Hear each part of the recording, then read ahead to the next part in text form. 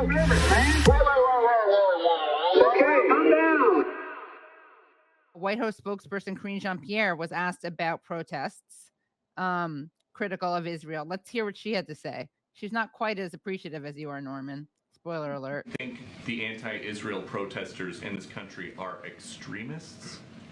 What I can say is what we've been very clear about this. When it comes to anti-Semitism, there's no place. We have to make sure that we speak against it very loud and be very clear about that.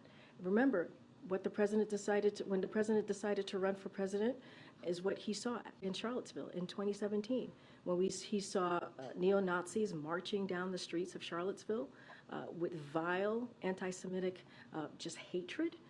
And he was very clear then, and he's very clear now.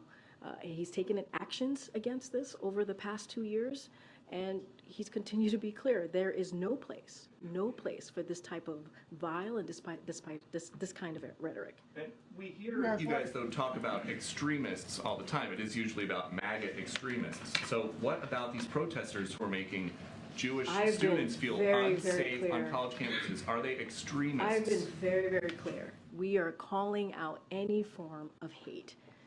Any form of hate. It is not acceptable. It should not be acceptable here. And we are going to continue to call that out. And let me be very clear. This is a president that has continued to have that fight in his office, in this administration. You know, when he repealed Trump's Muslim ban on his first day in office, that is something that this president did. He also established an inter-policy committee to counter Islamophobia, anti-Semitism, and related forms of bias and discrimination. We have taken this very, very, very seriously, from the president all the way on down. That's a good testimony, a revealing testimony to woke politics.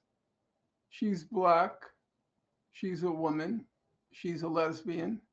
She gets 3 checks in the woke accounting book. She gets 3 checks. And she describes the protesters as being neo-Nazis, anti-Semites. Really?